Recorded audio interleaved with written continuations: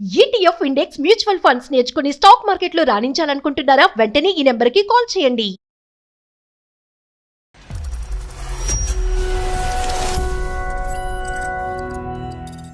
రీసెంట్‌గా 1 month back engagement అయింది. దిగమింగినటువంటి ఆ కష్టం ఏంటి? ఒక అబ్బాయి మీద ఎన్ని హోప్ పెట్టుకుంటుంది, లైఫ్ ఎంత హ్యాపీగా ఉంటుందని అనుకున్నా నేను. ఆ మొబైల్ చూస్తే ఇప్పుడే స్టన్ అయిపోయాను సార్.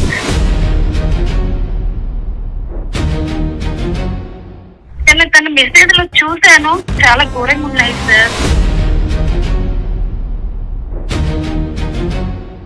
అమ్మాయికి నేను కాల్ చేశాను, ఎవరు ఏంటి అని కాల్ చేశాను. విష్ణు నీకేమవుతారు ఏంటి అని అడిగాను. తనకు నాకు రిలేషన్షిప్ ఉంది, తను లివింగ్ లో ఉన్నారు అదే చెప్పింది.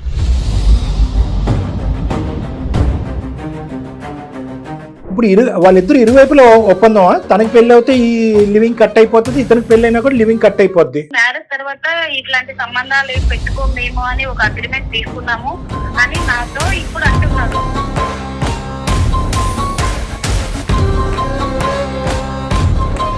ఈ ఎంగేజ్మెంట్ కి పెళ్లికి మధ్యన మీ అమ్మాయిలు ఎందుకు తొందరపడతారు నాకు తెలియదు, కానీ ఫిజికల్ గా కూడా కలిసిపోయారు. అది జీవితం కూడా నాశనం అయిపోతుందని మీరు అక్కడే టెన్షన్ పడుతున్నారు. రేపొద్దున ఫస్ట్ నైట్ ఇంకో నైట్ చెప్తున్నాను, పక్కన పడుకుంటే కనుక నన్ను ఊహించుకుంటున్నాడా, ఆ గతాన్ని ఊహించుకుంటున్నాడా? ఎంగేజ్మెంట్ ముందు మీరు చేసినటువంటి కార్యక్రమాలు ఏంటి, ఇవి మేము తెలుసుకోవాలని అనుకుంటున్నాం. This is too much sir. ఇది మా పర్సనల్, ఇది మీరు నన్ను అడగాల్సిన అవసరం లేదు. ఇప్పుడు ఒకటి తమ్ముడు విను, ఈ రోజులలో అన్ని హోటల్ చుట్టూ తిరగాల, లేకుంటే నన్ను వదిలేస్తావా? మీరు 5 సంవత్సరాల పాటు ఒక లివింగ్ రిలేషన్షిప్ లో ఉన్నారు ఒక ఆడపిల్లతో. 5 సంవత్సరాలు కాదు, సంవత్సరం నుంచి మా మధ్య మ్యూచువల్ అండర్స్టాండింగ్ ఉంది. 5 ఏళ్ళు అయితే తప్పు, సంవత్సరం అయితే రైట్ అయిపోద్దా? ఆ విషయం కామన్ సార్. కామన్ కాదు. మీరు కామన్ అనేటటువంటి సబ్జెక్టు ఈ రోజు పల్లవి కూడా ఇంకో పని చేసి కామన్ అని చెప్పచ్చా? దానికి మీరు ఒప్పుకుంటారా?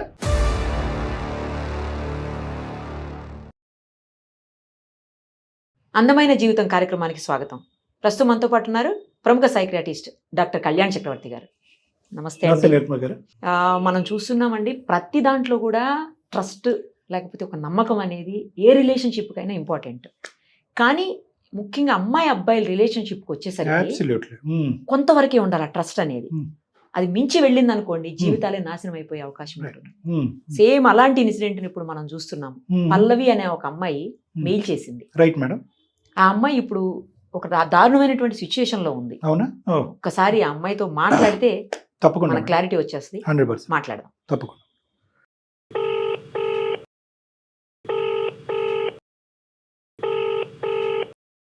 హలో హలో అమ్మా, పల్లవి అన్న మాట్లాడేది? చెప్పండి, ఎవరు? నేను నిరుపమ, సుమన్ టీవీ అందమైన జీవితం కార్యక్రమం నుంచి మాట్లాడుతున్నానమ్మా. మీ మెయిల్ చూసి కాల్ చేస్తున్నాను. డాక్టర్ కళ్యాణ్ చక్రవర్తి గారు కూడా ఉన్నారమ్మా. ఏం జరిగిందో మొత్తం చెప్పండి. నమస్కారం సార్. నమస్తే అమ్మా. నా ప్రాబ్లం అసలు చెప్పలేనంత సిచ్యువేషన్ లో ఉండిపోయాను సార్.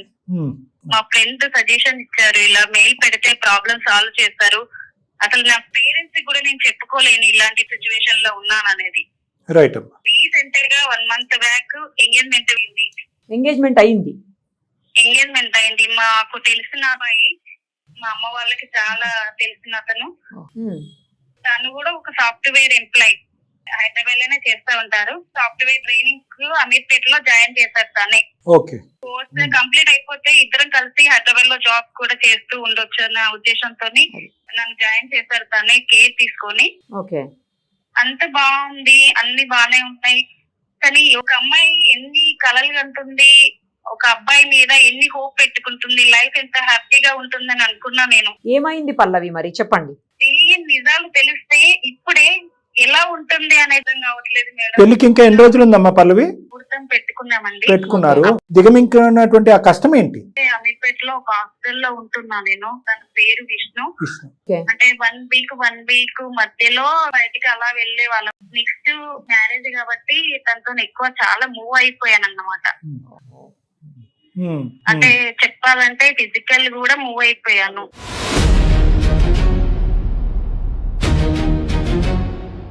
మరి ఇప్పుడు ప్రాబ్లం ఏంటి? తన ఫోన్ మెసేజ్ వచ్చింది, ఎవరు ఏంటి అని అడిగాను. తనని కొలీగ్స్ అని చెప్పారు. ఓకే. కాల్ వచ్చింది, పక్కకెళ్ళి మాట్లాడుతున్నారు. కొలిక్ అనే నేను నార్మల్ గా అనుకున్నాను. మొబైల్ అక్కడే ఉంటుంది కదా అని తీసుకున్న టైంకి ఆ మొబైల్ చూస్తే అసలు ఎలా అంటే నేను అప్పుడే స్టన్ అయిపోయాను సార్.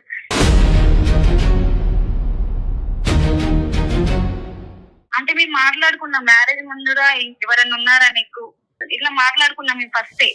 స్టార్టింగ్ ఎవరు లేరు, నేను ఏం దాయలేదు కూడా అంత క్లారిటీ చెప్పాను. కానీ తన మెసేజ్ లో చూసాను చాలా ఘోరంగా ఉన్నాయి సార్. ఆ మొబైల్ నెంబర్ తీసుకున్నాను, డైరెక్ట్ తీసుకొని సైలెంట్ గా అక్కడ పెట్టేశాను. అమ్మాయికి నేను కాల్ చేశాను, ఎవరు ఏంటి అని, విష్ణు నీకేమవుతారు ఏంటి అని అడిగాను.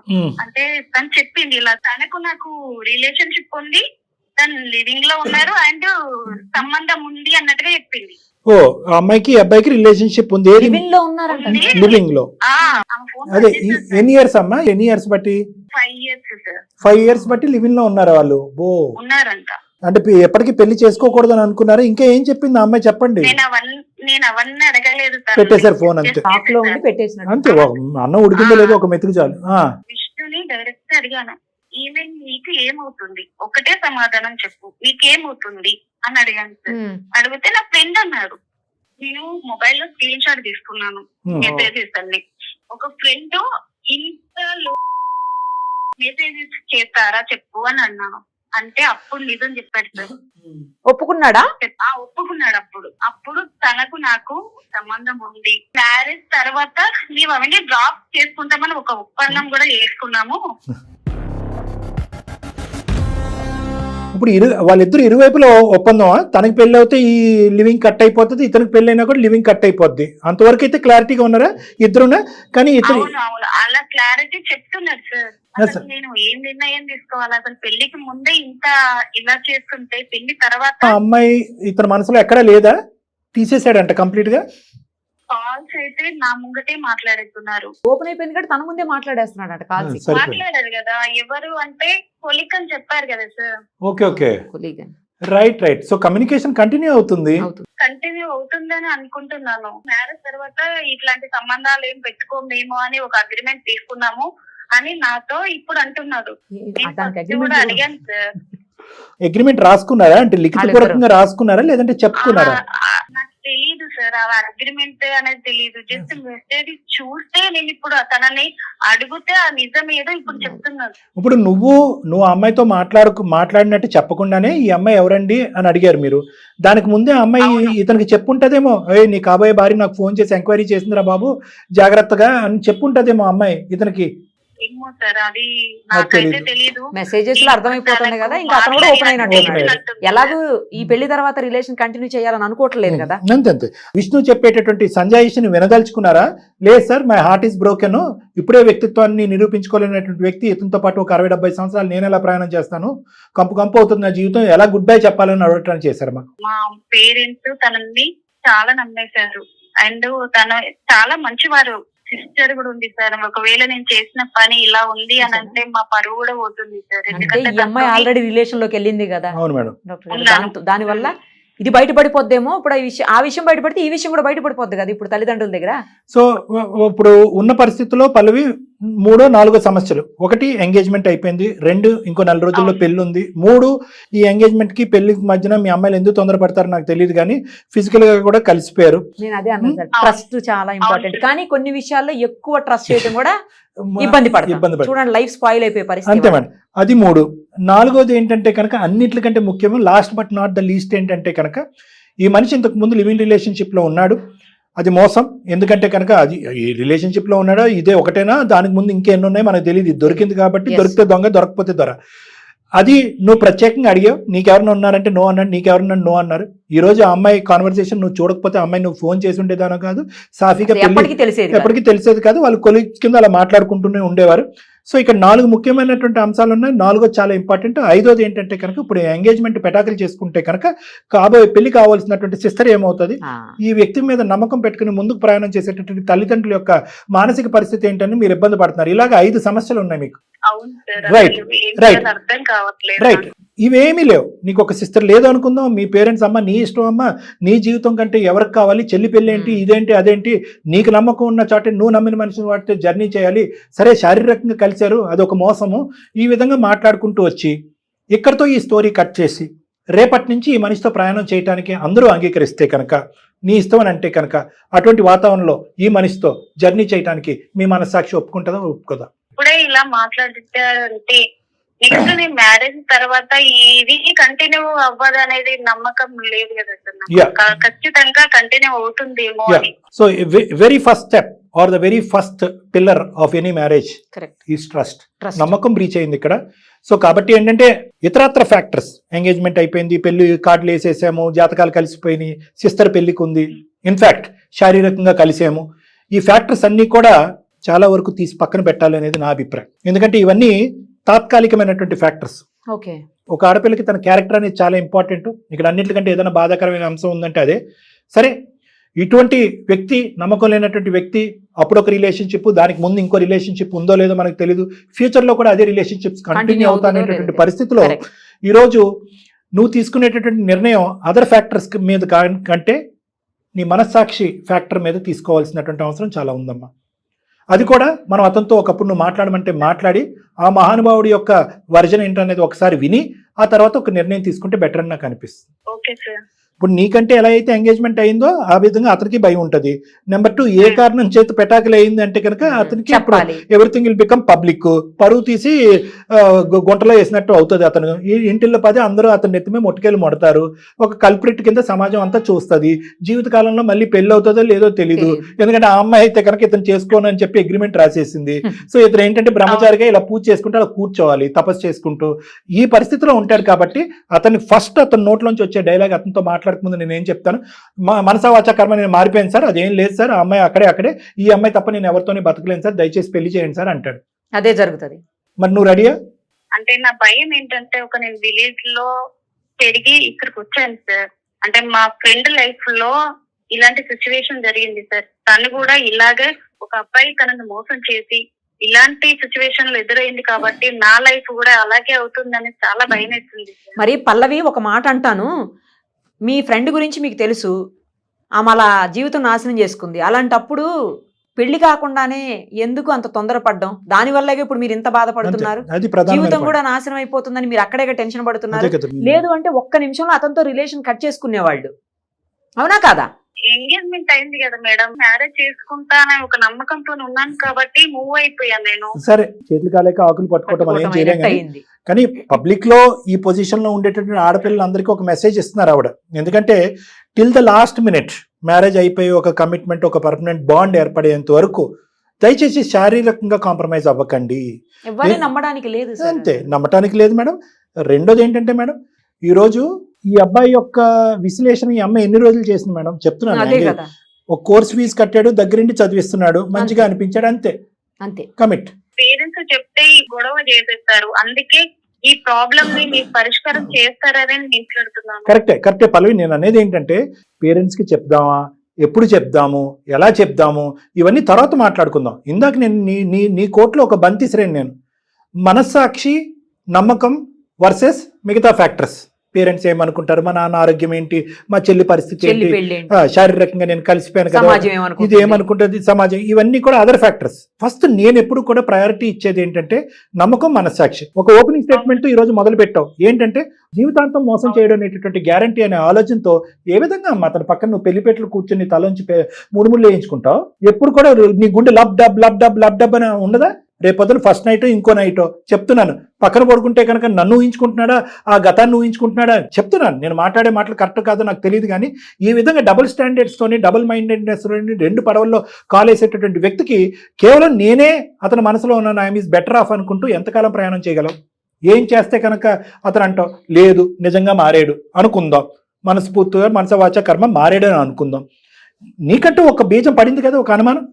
ఒక ఆడపిల్ల కొలీగ్ ఫోన్ ఎత్తే నీకు అనుమానం వస్తుంది, బయటకు ఒంటరిగా వెళ్తే అనుమానం వస్తుంది, ఒక టూర్కో ట్రిప్కో వెళ్తే అనుమానం వస్తుంది. ఎవరు సుఖపడతారు ఇందులో? కాబట్టి నేను నిన్ను మెంటల్గా ఏం ప్రిపేర్ చేస్తున్నానంటే మిగతా ఫ్యాక్టర్స్ అన్ని తీసి పక్కన పెట్టి నీ మనస్సాక్షికి ఈరోజు అతనితో మాట్లాడిన తర్వాత ఫైనల్గా నీ మనస్సాక్షికి ఏమంటుంది, నీ అంతరాత్మ ఏమంటుంది, నీతో ఏం చెప్తుంది, వద్దే బాబు ఎందుకు ఈ తలనొప్పి, మిగతా ఫ్యాక్టర్స్ అన్ని తర్వాత చూసుకుందాం, తూర్పు తిరిగి దండం పెట్టి పద అనంటే అది ఒక ఎత్తు. లేదు సార్ నేను అన్ని కాంప్రమైజ్ అవుతాను, అతని మాటలో ఒక నమ్మకం వచ్చింది. డాక్టర్ గారు, నిరుపమ మేడం, మీకు కూడా ఒక నమ్మకం వచ్చిందా? లేదంటే మీ ఇద్దరం కౌన్సిలింగ్కి రావా? మీ దగ్గరికి వస్తే కనుక ఒక క్లారిటీ వస్తుందని అనుకుంటారా? తర్వాత నిర్ణయం తీసుకుందాం అంటే అలా కూడా చేద్దాం. తనతో మాట్లాడిన తర్వాత ఆలోచిస్తాను. తప్పకుండా. అతని పేరేమన్నారమ్మా? విష్ణు. విష్ణు గారికి. సరే కలపండి అమ్మా ఫోను. కల్పిస్తాను సార్. అమ్మ కలిపి విష్ణుతో కలిపి మేము బ్యాక్గ్రౌండ్లో ఉన్నాము అనేది ఒక 2 నిమిషాలు చెప్పకుండా జనరల్గా అతనితో కాన్వర్స్ చేయమ్మా. దాన్ని బట్టి అతని వ్యక్తిత్వం ఏంటనేది మనం అసెస్ చేసుకోవచ్చు. The person you are speaking with has put your call on. Hello, చెప్పు పల్లవి. ఎక్కడున్నావు? నా క్యాబిన్ లో ఉన్నా. నిజం చెప్పు. చూపెట్టాలా?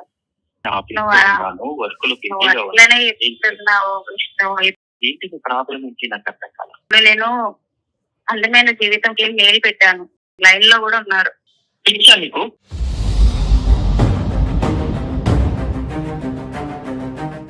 విష్ణు గారు ఆ ప్రోగ్రామ్కి తను మెయిల్ చేశారండి. నేను అలాగే డాక్టర్ కళ్యాణ్ చక్రవర్తి గారు ఇద్దరం కూడా ఉన్నాము.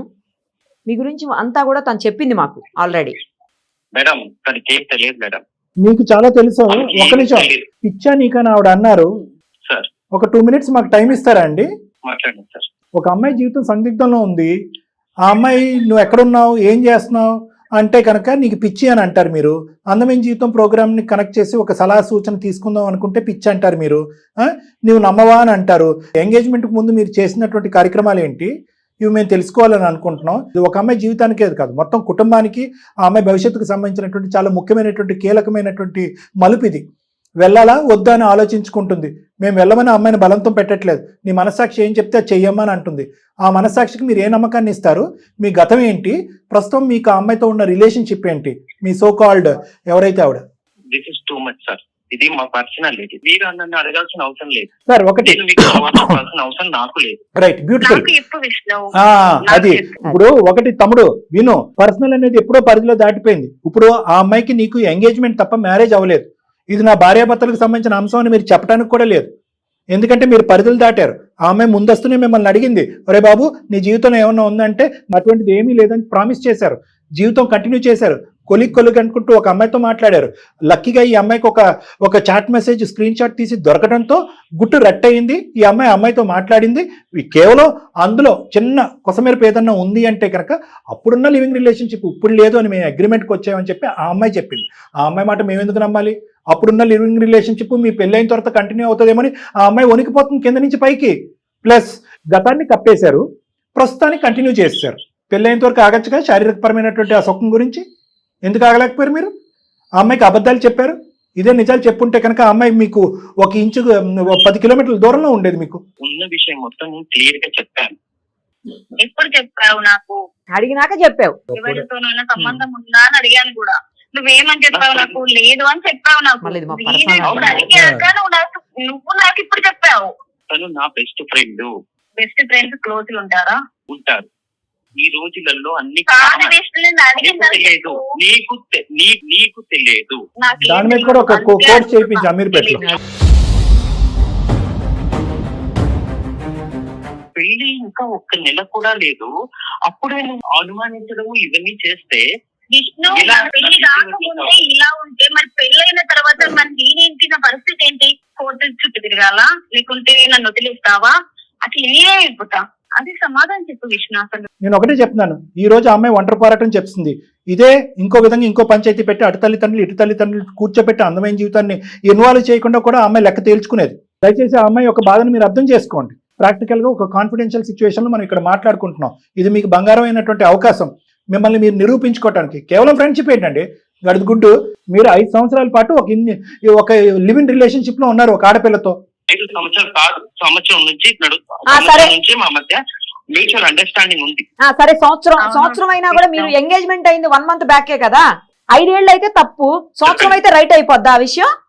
కాదండి మేడం, మరి తర్వాత మేమిద్దరం విడిపోతాం అంతే. తను ఏ కంపెనీలోనే పనిచేస్తుంది, నేనే కంపెనీలో. ఏంటండి ఇలాంటివి కూడా ఉంటాయా? వినడానికే చాలా చండాలంగా ఉంది. కామన్ కాదు, దయచేసి మమ్మల్ని అందరినీ ఇంక్లూడ్ చేయొద్దు అందులో.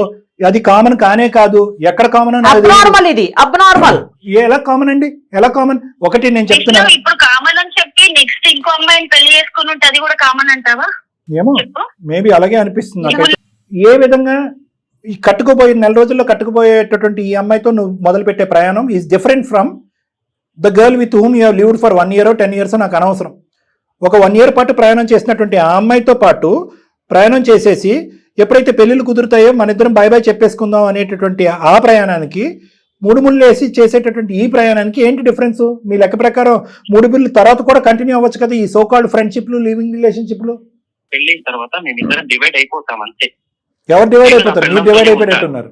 మీరు ఏదో ఒక పడవలో ప్రయాణం చేస్తే కనుక బాగుంటుంది.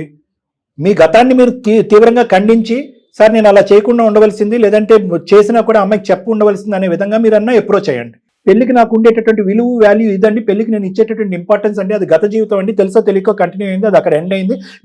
మీరేం చేస్తున్నారు? డబుల్ స్టాండర్డ్స్ చూపెడుతున్నారు. ఒకటి ఇది కామన్ అండి అంటున్నారు, అదండి ఇది అంటున్నారండి, నేను వేరే దేశం తిరిగితే ఈ అమ్మాయి చూస్తుందని అంటున్నారు. ఇంకో పక్క నుంచి పెళ్లికి దానికి సంబంధం లేదండి, పెళ్లి కావాలి. ఎలా మాట్లాడుతున్నారు రెండు మీరు? మాకు అక్కర్లేదు.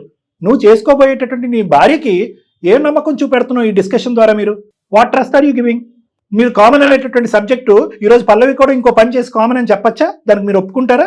Let us be very straight. మీరు చదువుకున్న వాళ్ళు ఏవో కోర్సులు అవి చేశారంట, మనం ప్రాక్టికల్ గా స్ట్రైట్ గా మాట్లాడుకుందాం. ఇది బురద జల్లేటటువంటి కార్యక్రమం కాదు. విషయం చెప్తాను మేడం.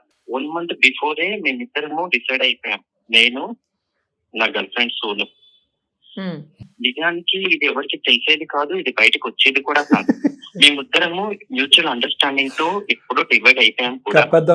1 month అయిపోయింది, మేము ప్రశాంతంగా ఉన్నాము. కాకపోతే ఈ అమ్మాయి ఎప్పుడైతే కాల్ చేసి ఆ అమ్మాయిని అడిగిందో అప్పటి నుంచి నన్ను ఇలా సతాయించడం అడగటం తప్పైపోయింది. నా తప్పు అయిపోయింది, మేము ఒప్పుకుంటున్నాం. నాకు పల్లవి కావాలి, ఎందుకంటే పల్లవి నేను చిన్నప్పటి నుంచి చూస్తున్నాను, కొంచెం దూరం రిలేటివ్ అమ్మాయి.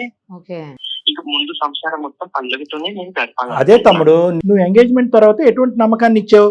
ఇష్యూని దాచిపెట్టావు. మీరిద్దరు ఏదో లాస్ట్ మినిట్ లో అనుకున్నారు నేను పల్లవిని పెళ్లి చేసుకుంటాను, ఇప్పటి వరకు జరిగినటువంటిది అంతా కూడా కప్పేద్దామని అనుకున్నారు. ఈ రోజు పల్లవి వెళ్ళి ఆ అమ్మాయిని అడగటం అనేది బూత్ అయిపోయింది ఇక్కడ.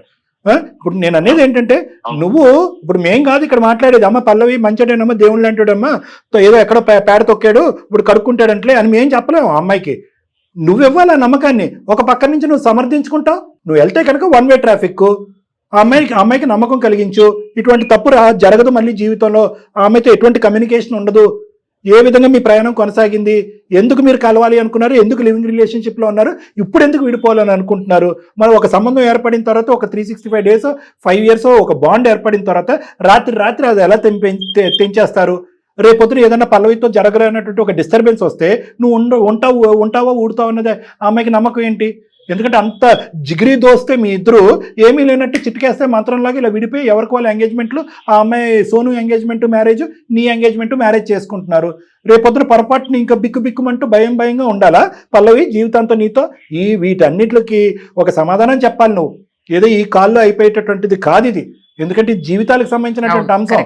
ఈ 40 నిమిషాల్లోనే నేను నిరుపమ మేడము అమ్మా దేవుడమ్మా ఏదో అమ్మా అని నీ గురించి అయితే మేము పొగడలేము. ఎందుకంటే ఇక 2 అంశాలు, నువ్వు మారినా ఒక ప్రాబ్లము, మారకపోయినా ఒక ప్రాబ్లం. నువ్వు మారితే మీ దగ్గరికి వస్తే బెటర్ మేడం. మారితే ప్రాబ్లం ఏంటన్నది ఒకసారి చెప్తాను. ఇందాక నేను చెప్పాను, ఫోన్ కాల్ ఎత్తుతూనే ఒరే బాబు ఎక్కడున్నావు అని అడిగింది. లేదు క్యాబిన్లో ఉన్నానని 10 సార్లు చెప్పావు నువ్వు. ఆ అమ్మాయి రేపొద్దున ఇదే శారా మామూలు అయిపోతుంది. ఇంకా మీ జీవితంలో ఆవిడ్ని ఎక్కడో పెట్టి నువ్వు ఎక్కడికి వెళ్ళావు, నువ్వు ఎక్కడో ఉండే ఆ అమ్మాయిని ఎక్కడికి పంపించలేవు. ఎక్కడికి ఎక్కడున్నావని నిరూపించుకోవడానికి ఇద్దరు వీడియో కాల్ చేసి చూపెట్టాలి. ఈ గోల్ ఒకటి ఎక్కువైపోయింది ఈ మధ్యన. నార్మల్ కాల్ ఎందుకు చేసాం, వీడియో కాల్ ఎందుకు చేయలేదు? మళ్ళీ వీడియో కాల్ మొహం దగ్గర పెట్టుకుంటే అదో కాల్, మనం దూరంగా పెట్టి వీడియో కాల్ అంటే. ఇలాంటి చండాలం అంతా మీరు మీ పిల్లలు చూడకూడదు. అంటే కంప్లీట్ క్లారిటీ వచ్చేంత వరకు, ఇందాక నేను మాట్లాడిన మాట మళ్ళీ మాట్లాడుతున్నాను పల్లవి, కంప్లీట్ క్లారిటీ వచ్చేంత వరకు మిగతా పారామీటర్స్ అన్ని తీసి పక్కన పెట్టేసి పూర్తి స్థాయిలో ఈ మనిషి అంటే ఏంటి అనేటటువంటిది నా సమక్షంలో ఒక 4-5 సార్లు కౌన్సిలింగ్ వస్తే కనుక, ప్రీ మ్యారిటల్ కౌన్సిలింగ్ అంటారు మేడం, చాలా కామన్. వస్తే కనుక అప్పటికీ కూడా నీకు నమ్మకం వస్తే కంటిన్యూ అవుతాయి. కానీ మ్యారేజ్లో లేదు సార్ నమ్మకం రావట్లేదంటే మీ పెద్దవాళ్ళకి ఎలా కమ్యూనికేట్ చేయాలో నాకు తెలుసు, మీ ఇంట్లో ఉండే కుటుంబ సభ్యులకి ఎలా కమ్యూనికేట్ చేయాలో కూడా నాకు తెలుసు. ఓకే సార్, మేమిద్దరం కలిసి మీ దగ్గరికి వస్తాం సార్. వచ్చి ఏదైనా ఒక సొల్యూషన్, మా పరిష్కారం ఇవ్వండి సార్. నా తమ్ముడు ఏమంటాడు విందాం. బాబు ఏమంటావు నువ్వు? ఓకేనా విష్ణు? నా మాట అదే సార్, నేను పల్లవిని చాలా బాగా చూసుకుంటాను, కానీ తనే ఈ మధ్య కాలంలో అలా చేసింది, అందువల్లే నేను కొంచెం డిస్టర్బ్ లో ఉన్నాను. ఓకే. సర్లే తన ఇంకేం ఇదే పనిగా అందరినీ అడగదులే కానీ చుట్టుపక్కల అమ్మాయిలు అందరికీ మా ఆయన వచ్చి నీతో మాట్లాడాడు, మా ఆయన వచ్చి అదేం జరగదులే కానీ నువ్వు నిజాయితీగా మాట్లాడుతున్నావు, నీ పద్ధతులు మార్చుకుంటాను నువ్వు అంటున్నావు. నా సమక్షంలో లైవ్లో అంటే నా క్లినిక్లో ఫేస్ టు ఫేస్ కూర్చుని మాట్లాడితే కనుక ఆ అమ్మాయికి ఒక అండర్స్టాండింగ్ వస్తుంది, అనుభవం ఉన్న నాకు ఒక క్లారిటీ వస్తుంది, దాన్ని బట్టి మనం ముందుకెళ్ళచ్చు. ఓకేనా? Okay sir, okay okay. Sir, వస్తాను సార్ కలిసి. రండి. ఓకే రైట్ పల్లవి, మరి సార్ని కలవండి. Thank you madam, thank you sir. Okay అమ్మా, బాయ్ అమ్మా, బాయ్. అది మేడం అంటే మనం ఇప్పుడు నేను ఏంటంటే మేడం ఇది చాలా డెలికేట్ ఇష్యూ, ఎస్పెషల్లీ ఇది లవ్ మ్యారేజ్ ఏమీ కాదు, మీరిద్దరు డిసైడ్ అవ్వండి. ఇది పెద్దలు కుదిర్చారు, పబ్లిక్ లో జరిగినటువంటిది, శారీరకంగా కలిసింది, ప్లస్ నెల రోజుల్లో పెళ్లి, పిలుపులు గిలుపులు అన్నీ అయిపోయి ఉంటాయి ఈ పాటికి. సో నేనేంటంటే ఇది కొద్దిగా డెలికేట్ గా మనం డీల్ చేయాలి. ఆ అబ్బాయి నా దగ్గరికి వస్తే కనుక అసలు ఆ అబ్బాయిలో ఎంత నిజాయితీ ఉందన్నది మనం కనుక్కుందాం. ఎంతవరకు ఆ రిలేషన్షిప్ కట్ అయిపోయింది అనేది నేను కొంతవరకు బ్యాక్గ్రౌండ్ వెరిఫికేషన్ కూడా మనం చేద్దాం మేడం మన టీం ద్వారా. చేసిన తర్వాత ఎస్ నిజంగా వీళ్ళిద్దరు జరిగినంత కాలం కంటిన్యూ అయింది, నిజంగా విడిపోయారు, అటువంటి బంధం ఏమి కంటిన్యూ అవ్వదు అనేది మనకి వీళ్ళతో మాట్లాడటమే కాకుండానే క్రాస్ సెక్షనల్ ఇతరత్ర డేటా వచ్చిన తర్వాతే అప్పుడు ఈ అమ్మాయికి ఒక గ్యారంటీ ఇవ్వడానికి మనం రెడీ అవుదాం. లేదంటే మాత్రం విడగొట్టడమే బెటర్ అనేది నా అభిప్రాయం. Perfect sir, let us see. Thank you so much.